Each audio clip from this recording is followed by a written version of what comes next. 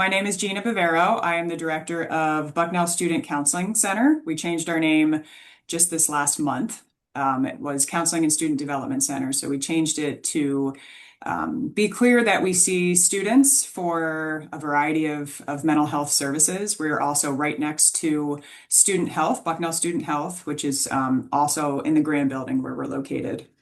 With me presenting is Chris Conacher. I'll let him introduce himself. Hi, everybody. My name is Chris Conacher. I'm staff clinician at Bucknell Student Counseling Center, and we're excited to talk with everybody today.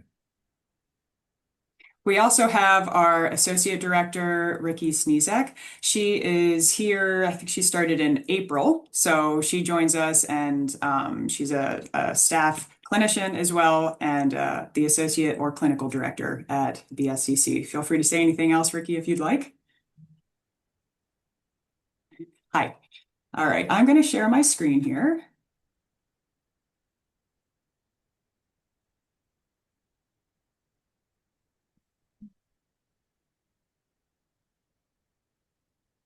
Sure. Can you all confirm that you can see that? Great. Okay.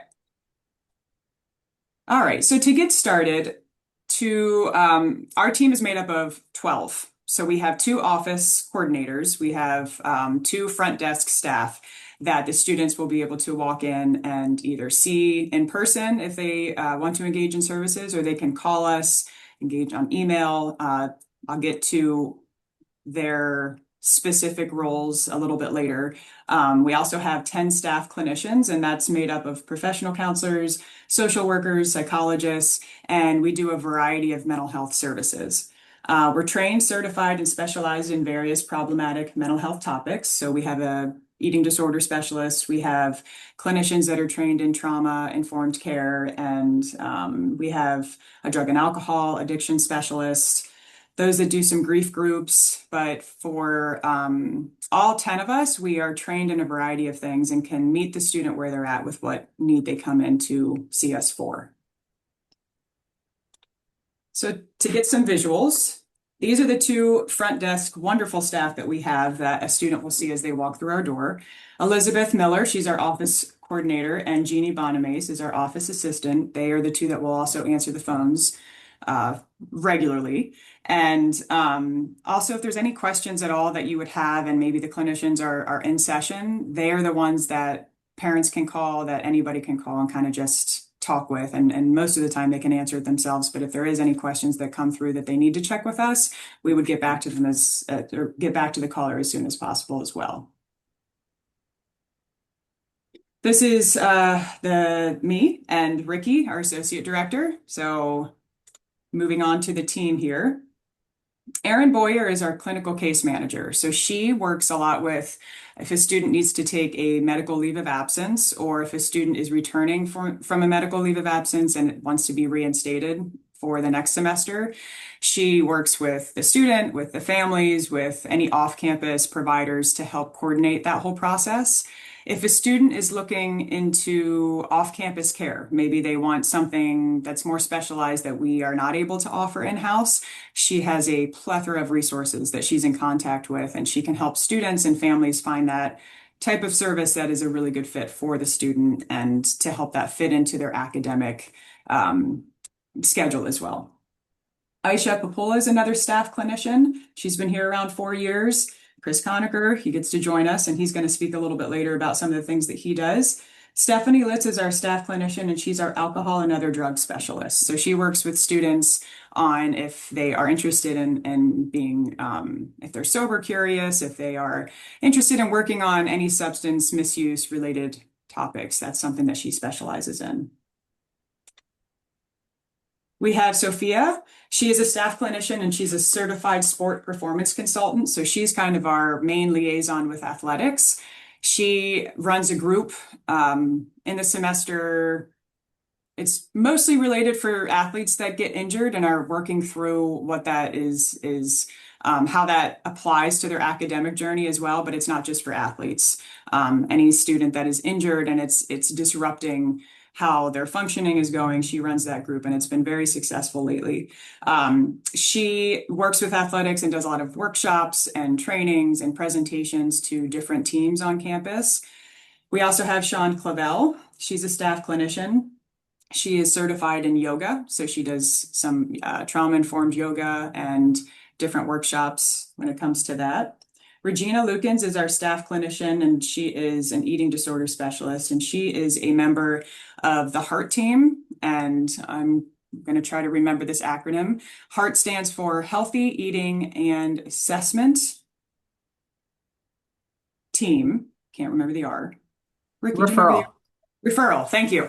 So the HEART team is a multidisciplinary team that there's providers at the table that meet weekly, and Regina is the mental health clinician. We have the Bucknell student health provider that has the medical perspective. There's an athletic trainer, there's the nutritionist, and they help students get set up with a well-rounded approach to help them with any disordered eating symptoms, problematics, and anything that they would need help while they're on campus as well. And then Bob Heckroth is another staff clinician, and he's going to be running some groups possibly for RAs this upcoming semester, and he's one that likes to be out there tabling, so you might see him more often out. Chris, do you want to talk a little bit about the training team? Yeah. So we have, over the past couple of years, implemented a training program where we host trainees from master's level programs. So these are people who are earning their master's degrees in mental health counseling. And we have been hosting a few of them per year, and we're very excited about the program. And we just had two interns finish their time with us in May. You see here Sarah and Nick. They did a fantastic job, and we'll be welcoming two new interns in the fall. They'll be Joanne and Kelly, and we're very excited to have them. And we really take a lot of pride in training them so that we are contributing to our profession, but also so that our interns do a wonderful job with our students. And the feedback that both of our interns this past year received from students was exemplary. They really enjoyed working with them. And so we're excited to have them because it allows us to see more people. Mhm. Absolutely. And Nick Fuller is actually still with us in a different role on campus. He's a sport performance consultant as well. He helps athletes with any sport-related performance anxiety or stress that goes along with that. So he is still on campus. He's just completed his master's program. So if that face looks familiar to your student, that is why.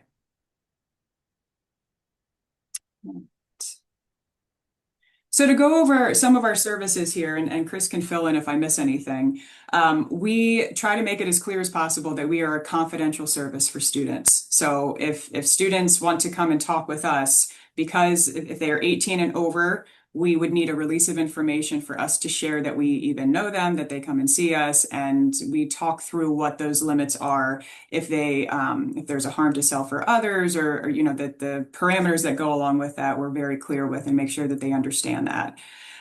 We typically offer individual therapy once every 2 weeks. There are times that we think if weekly therapy is necessary, that is at the discretion of the clinician, and it does happen depending on the student's situation. But we typically try to go to biweekly counseling. And if it comes to the end of the semester and the student might want to get set up with care over the winter break or over the summer break, that's where our clinical case manager comes in and helps that student find resources in their hometown that teaches them a little bit about how to go through insurance, is willing to work with parents if the student signs a release of information. So we really try to bridge the gap of the breaks that they might have a provider while they're here with us on campus, but if they need that continuity of care, we can help them with that. So that's always in the conversation. Crisis appointments. So we offer, if a student is in crisis, they are able to walk to us in Grand Building. Sometimes a faculty member, staff member walks with the student if it's something urgent. We do have our clinicians on crisis coverage Monday through Friday during the semester from around 9 to 12 and 1 to 4. And we are at the ready to help a student if they are in crisis. If they call and say, I'm really struggling with something, our front desk staff will ask, is this something that is absolutely urgent where you need to come right now? Or would you like to get set up with a phone call and maybe talk about, how things are going? And usually the student can gauge, I think I can wait, but I do want to try to get in this week, or I want to have a conversation this week. And if it's something where they're thinking they really need to talk to someone now, that's a conversation that they can have with our front desk staff, or even one of us if we happen to see them if they walk over. So we have those different levels of urgency for students. One of the things that we started implementing is it's called an entry consultation. So a lot of students don't like talking on the phone, but then some students aren't really sure about what therapy is. So we offer an entry consultation phone call where the student can self-schedule. They can go onto our website and they can schedule a time that's convenient for them. And it's typically around 15 to 20 minutes of just kind of finding out what they're looking for. And a clinician is facilitating these phone calls and asks basic information. How are you? What are you looking for? What's getting in the way? What do you think would be helpful right now when it comes to your mental health? So that conversation is kind of the preliminary, how can we help you and serve you while you're on campus? And then what is offered is getting set up with a clinician for a full intake. So that would be an in-person intake that would be scheduled after that phone call. Maybe the student is struggling with their roommate and they just want to come in and vent about it. So they might get scheduled for a consultation with a clinician to say, how do I get through this? But it's not something that they have to commit to on a regular basis. It really tries to respect the autonomy of the student, that they get to dictate what kind of service they are looking for in that moment, and they don't have to commit to something like it's another class. So we have that conversation with them at the entry level to kind of gauge where they're at. We do have a psychiatrist that is able to see students. He's currently here Monday, Wednesday, and Friday. He sees them virtually, so we say here. He is local and would need to come in person if necessary, if that is something that would be helpful for the student in that situation. But he is able to prescribe psychotropic medication, is also able to work with home providers if that is something that's helpful, if the student is out of state and maybe they can't prescribe medication while they're here at school. So he's definitely open for those conversations. And leaves of absence and reinstatements is something that our clinical case manager does. Like I said before, she navigates that and helps the student navigate, what that looks like. And sometimes faculty's involved or staff. And she really makes it to be a seamless process once, all the parties are involved with that. Any other services that you can think of, Chris? Just a couple quick things. Mhm. We also have we offer crisis services 24/7, 365. So there's always if a student calls us in crisis, there's always the opportunity to talk to one of our clinicians, particularly after hours and on holidays. If the student is a student at Bucknell, they have that opportunity. Our group therapy, we offer multiple groups throughout the academic year. They range from psychoeducation about a particular topic to what's called an interpersonal process group, which is really intended to help people learn how to navigate social engagements with each other in a way that is supportive and helpful. And that's often really helpful for students who are more shy or might have social anxiety, or just kind of find that they tend to engage with others in a way that causes them trouble. And we often find ways to help them out of that. Absolutely. So some of the common presenting topics addressed in counseling, this isn't the whole list of things that we work with students on, but the most common, I would say, are anxiety, depression, academic stress, grief and loss, substance misuse, abuse, addiction, sexual identity and gender identity, performance pressure, disordered eating and body image, suicidal ideation or behaviors, self-harm, relationship issues, stress management, family and home issues. So these are things we do gather data at the end of every semester to kind of see if there's something that's more prevalent that we're seeing based on what the students are reporting and disclosing and working on. And these are those common things. So sometimes presenting this to students is actually helpful to help that they're not alone and if they're struggling with something. So when we present to RAs or we present to in pre-orientation groups, this is the same presentation that the students are seeing as well. Just to let them know that they're not alone if they're struggling even with homesickness. Like that's a very common struggle that even if they're enjoying their time here and everything is going great and they're making friends and things are going well, being homesick is still very common. Or if the other side is happening where they don't feel like they're connecting or they're not making friends as quickly as they thought that they would. All of that is very common and normal. So, this is something that we just want to let them know that we're here and we can help them with whatever they're struggling with.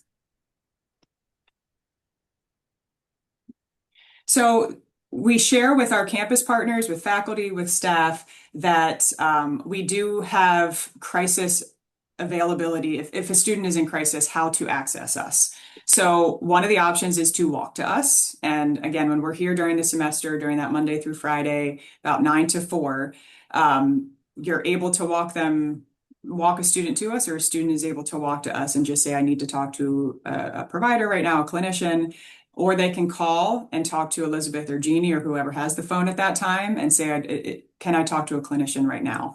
If it is during a time that maybe another student popped in 15 minutes before them that was having a crisis, or a clinician is not available in that moment, we have a couple comfortable areas in our office where they can sit, wait, be offered tea, have a massage chair, like they're able to have a confidential space of privacy where they can wait until a clinician is ready to see them. So no one will be turned away.